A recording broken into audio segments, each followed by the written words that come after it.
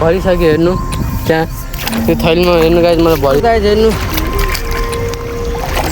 त्यो हामीले फ्री उठाउन लागिकन हेर्नु धेरै दिनपछि हामीले आज बिउ काट्दैछौँ एक वर्षमा एकचोटि काट्छौँ हेर्नु यो ओइ लगा वेलकम ब्याक टु गाइजमा स्वागत छ रमेश भलकमा म आज फेरि आइसकेको छु त्यो भलक ल्याएर आज गाइज आज हाम्रो बारीमा धान रोप्ने त्यही मैले ट्र्याक्टर ल्याएर आएको छु हेर्नु ट्र्याक्टर त्यहाँसम्म जोताउने हो आज अब तपाईँलाई अब हेर्नु गाइज अब अगाडि हेर्नु उता जोताउने त्यही भएर म गाइज मैले यसो भलक बनाइदिइहालौँ भनेर गाइज मैले भलक बनाउनु लाग्छु अब हेर्नु तपाईँले हेर्न सक्नुहुन्छ अब म अगाडि लाग्छु हेर्नु यसो गाइज हेर्नु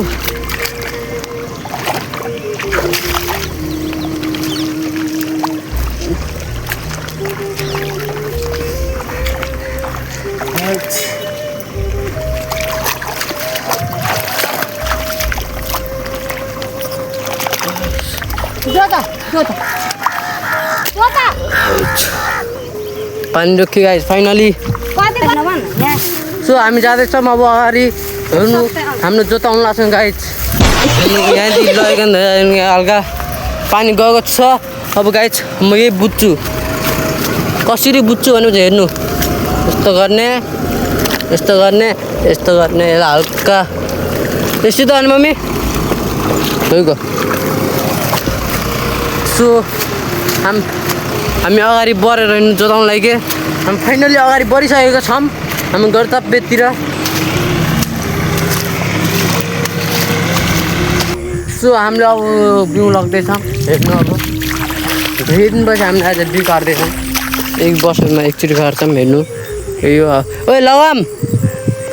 थैलो मै लाग्ने गरेको छ मम्मीले भन्नुभयो त्यो सबले लगा भन्नुभयो त्यो पाले बहुत गाह्रो छ भन्ने मात्रै गाह्रो हुन्छ यस्तो बिउ गर्न पनि त्यो हामीले फ्री उठाउन लागि हेर्नु भरि त लाग्ने होला नि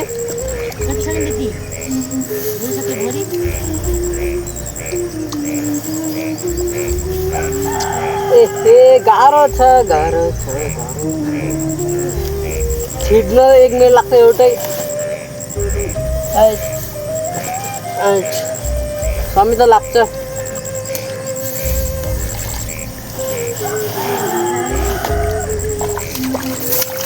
ल तपाईँलाई म भरे पनि देखाउँछु गाइज सो गाइज हेर्नु सक्नुहुन्छ मैले गरेर भ्याइसकेको छु हेर्नु गाइज मेरो माथि बादल कस्तो टन्न छ बादल हेरेर साध्दा छैन म अब जान्छु ल बाइक भरिसक्यो हेर्नु त्यहाँ त्यो थैलीमा हेर्नु गाइज मलाई भरिसक्यो थैलोमा अब फुल भयो भने देखाउँछु भन्दै अब म जान्छु आज स्कुल भएन अब यस्तै बहुत काम गरेँ कि बिहान 5 बजीदेखि उठेर काम गरेको यस्तो गाह्रो हेर्नु यस्तो यो सब बारियो क्या त जुम गरिदिएको सब बारियो क्या अहिले हामी खल्लामा गर्न लाग्छौँ यति सब बारी त गर्नु त्यो एउटा आन्टी त्यहाँदेखि लग्नमा चाहिँ बिउ खल्लामा त्यसको लागि म यहाँ भरिछु त्यही थैलो छ त्यहाँ अब त्यहाँ भर्नुपर्छ बहुत गाह्रो हुन्छ क्या 2टा बारी हो त्यहाँ खल्लामा रोप्नु भनेको अरू त्यो दाई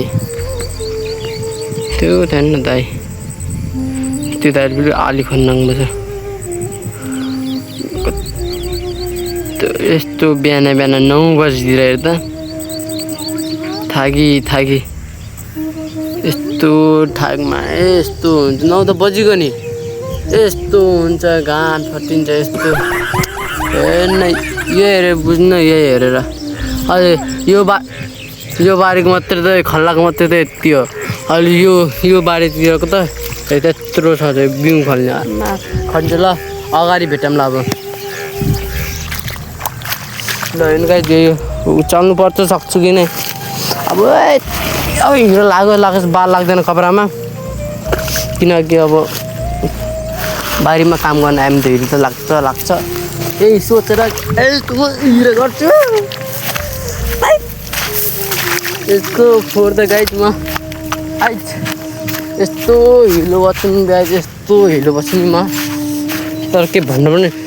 देखाउन मात्रै सकेको छैन तपाईँहरूलाई मैले देखाउन मात्रै सकेको छैन के देखाउन मिलिटमा त देखाइदिन्थ्यो कि यस्तो पानी परेर झन् चिसो भएछ मजा भएछ के ल उतो गाई साइकल त्यहीँ छ हेर्नु सक्नुहुन्छ अब म साइकल मार लाग्थ्यो घरको मान्छेले यार साइकल त्यहाँ छ अब साइकलमा राख्छु त्यो साइकल चलाउँदै जान्छु अब त्यहाँ बाटोमा गएर रोकाउनु पर्छ गाई खल्ला भनेपछि बारीको बिचमा छ क्या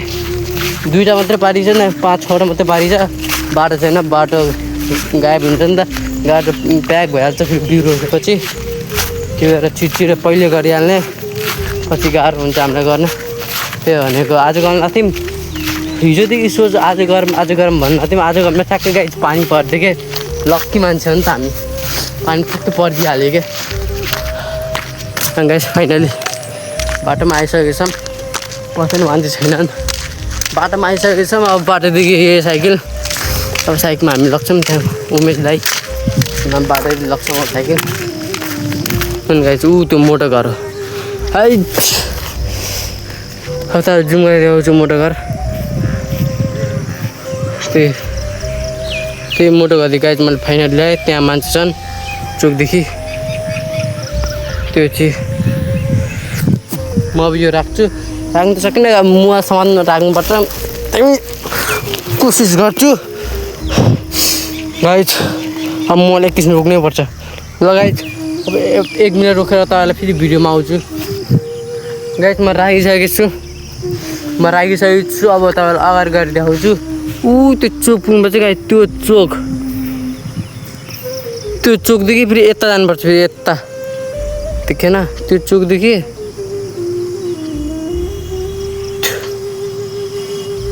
फेरि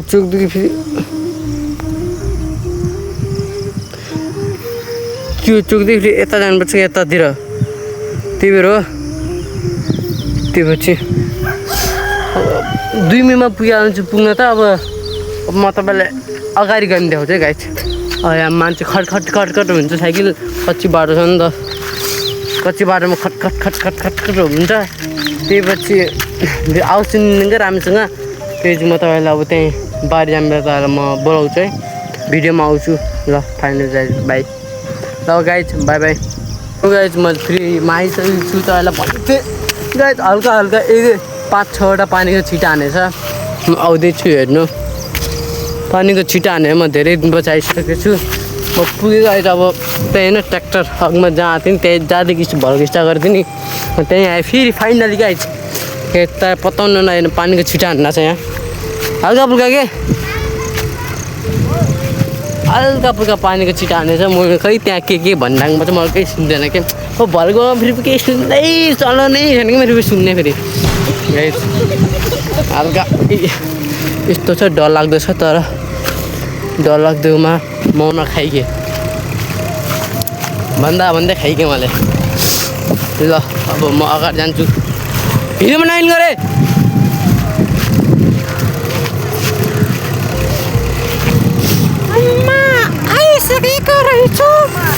आइसकेको बेला यस्तो झाडीमा हिँड्ने होइन झाडीमा हिँडेपछि मोबाइल बन्द गर्नुपर्छ भनेपछि यतादेखि आउनुपर्छ कति 27 भएको 8 बजेर 27 भएको त्यो कति भन्छ फेरि हिलोमा हिँड्ने चलन छ क्या त्यस्तै त म फेरि यो यसमा यस्तरी बिउ रोप्ने हो हुन्छ यसले अब यही त अहिले बिउ रोप्नु हुन्छ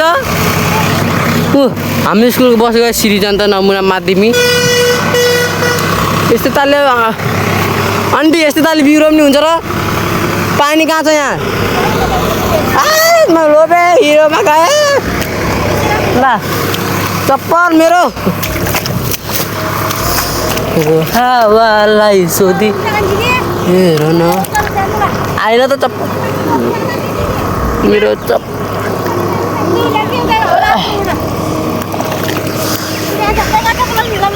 हिलोमा गयो 2 चोटि गयो मेरो हिलोमा चप्पल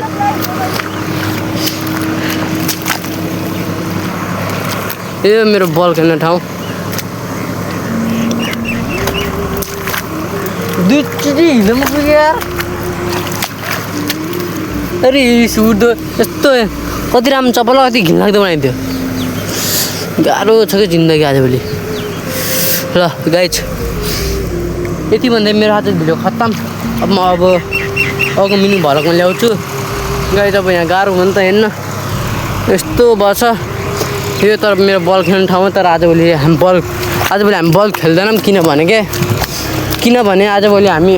बल फुटेको र आज हामी बल खेल्न पान्नौँ यहाँ पोस्ट थियो बच्चा जे पोस्ट गर्दा फालिदिइहालेँ यो त हामी बल खेल्ने ठाउँ हो तपाईँलाई मेरो बल खेल्ने ठाउँ कस्तो लाग्यो यतिको सायद सानो हुन्छ नि 10-12 मान्छे हुन्छन् यति त्यो चोक त्यो त्यहाँदेखि हेर्दै हुन्थ्यो ल तपाईँलाई अब मेरो भ्लग कस्तो लाग्यो राम्रो लाग्यो भने लाइक कमेन्ट सेयर सब्सक्राइब गर्न नबिर्सिनु होला यति भन्दै मेरो आज भिडियो खत्तम बाइ बाइ गाइज